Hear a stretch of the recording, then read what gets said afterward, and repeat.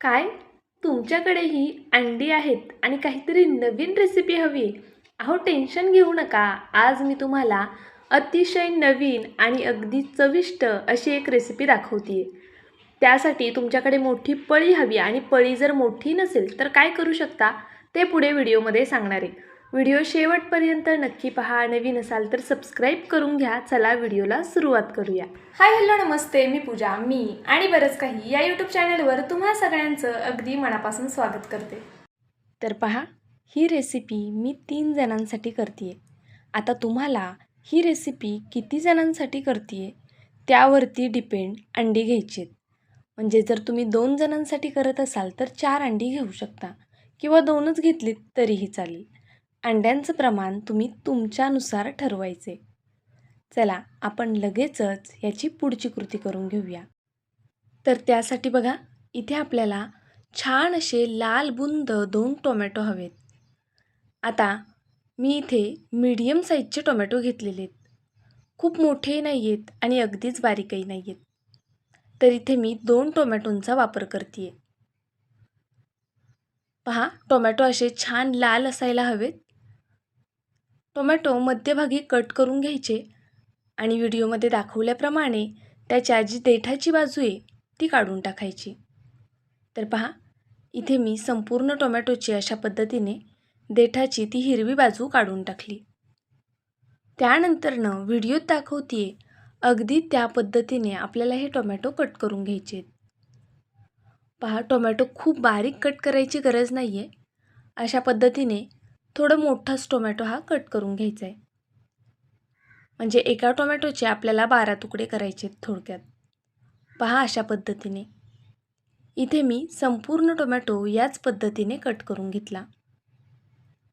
आता tomato cut करून झाले की लगेचच आपण कांदासुद्धा कट करून घेऊ. इथे मी आधी 3 कांदे साल काढून घेतली होती. पहा, 2 कांदे आधी कट करून घेतले आणि मग हा कांदा मी तुम्हाला दाखवते कसा कट करायचा आहे. व्हिडिओमध्ये दाखवल्याप्रमाणे हा कांदासुद्धा आपल्याला मोठ्या मोठ्या तुकड्यांमध्येच कट करून घ्यायचा आहे. तर पहा, इथे कांदा आपला कट करून झालेला आहे. चला आता एक कढई ठेवूया आणि कढईमध्ये अगदी थोडंसं तेल घातले. पहा, कढईच्या एका साईडला तेल आहे. अगदी थोडंसं घातलं आहे. आपले पोहे खायच्या चमच्याने म्हणाल तर 1 ते 1.5 चमचा तेल घातलं आहे.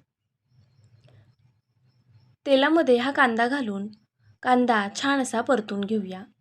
फक्त मऊ होईपर्यंत परतायचा आहे आपल्याला. पहा, इथे कांदा मऊ होईपर्यंत थोडा परतवून घेतला. त्यानंतर यामध्ये कट केलेला टोमॅटो घातला. आता टोमॅटो घातल्यानंतरनं पुन्हा आपण हे दोन्ही एकत्रित छान असं परतून घेऊया. पहा अशा पद्धतीने टोमॅटोसुद्धा मऊ होईपर्यंत मी इथे परतून घेतला.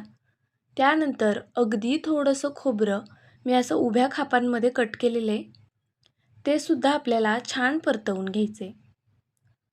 पहा अशा पद्धतीने आपलं खोबरंसुद्धा कच्चेपणा जाईपर्यंत परतवून झालेलं आहे.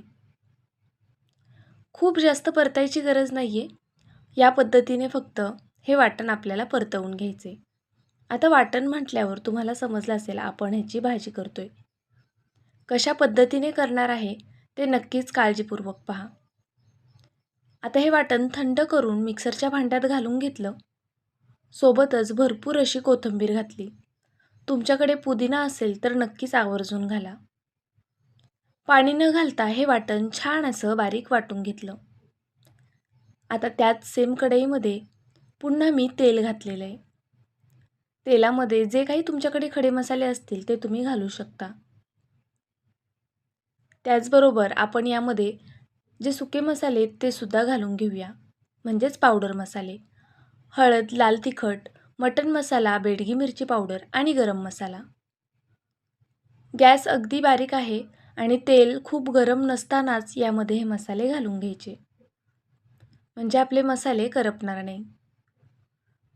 पहा अशा पद्धतीने हे मिक्स करून घेतलं. आता लगेचच आपण यामध्ये वाटण घालून घेऊया. तर पहा, इथे मी आता वाटण घालून घेते. संपूर्ण वाटण मी यामध्ये आत्ता घालून घेणार आहे. व्हिडिओ इथपर्यंत पाहिला आहे थोडा जरी आवडला असेल तर प्लीज व्हिडिओला एक लाईक नक्कीच करा. नवीन असाल, अजून सबस्क्राईब केलं नसेल तर प्लीज एक सबस्क्राईबसुद्धा करायला विसरू नका. त्याचबरोबर तुम्ही माझा हा व्हिडिओ कुठून पाहताय ते सुद्धा मला कमेंट करून कळवा. आणि रेसिपी कशी वाटते ते सुद्धा सांगत जा. बघा, इथे मी वाटण परतवून घेते. वाटण परतताना जर खाली वाटलं की थोडं चिटकतंय तर अगदी थोडंसं पाणी घालायचं, पण वाटण छान परतून घ्यायचं. आपण सुरुवातीला कांदा टोमॅटो जास्त भाजला नव्हता, त्यामुळे इथे कमीत कमी 3-4 मिनटं तरी वाटण परतवून घ्यायचं. यामध्ये मी अद्रक लसणाची पेस्ट घातली आहे. जर तुमच्याकडे पेस्ट नसेल तर तुम्ही वाटतानाच घातली तरीसुद्धा चालणार आहे. म्हणजे आपण वाटते वेळी भरपूर लसूण आणि अद्रक घातलं तरीसुद्धा चालेल. तर पहा, इथे मी वाटण छान असं परतवून घेतले. आता यामध्ये आवर्जून गरम पाणीच आपल्याला वापरायचे. इथे मी एका कढईमध्ये पाणी गरम करून घेतलं होतं.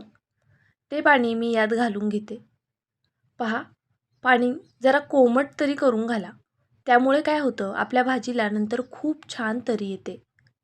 जर तुम्ही थंड पाणी घातलं तर त्या भाजीच्या तरीमध्ये थोडा फरकच पडतो. तर इथे मी गरजेनुसार पाणी घालून घेतलं आहे. आता चवीनुसार मीठसुद्धा घालून घेऊया आणि ही ग्रेव्ही छान अशी दणदणीत उकळी काढून घेऊया. पहा, आता ही ग्रेव्ही मी दुसरीकडे ठेवते आणि तोपर्यंत ह्या पळीमध्ये अंडं टाकून आपण पुढची प्रोसेस करून घेऊया. जर पळी नसेल तर काय करायचं ते सुद्धा पुढे सांगते. पहा, इथे पळी मी थोडी गरम करून घेतली. त्यानंतर त्यामध्ये अगदी थोडंसं तेल घातलं. तेल सगळीकडे व्यवस्थित लावून घेतलं. आता पळी मी इथे खाली उतरवून घेतली आहे. त्यानंतर यामध्ये अंडं फोडून घेऊया.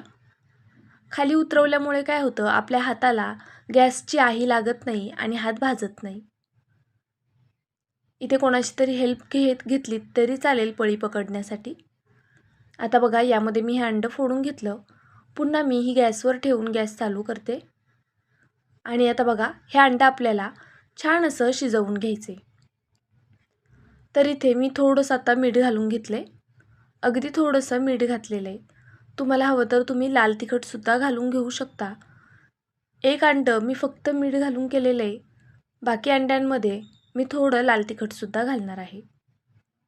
पहा, अशा पद्धतीने हे दोन्ही साईडनी व्यवस्थित असं होऊन द्यायचे.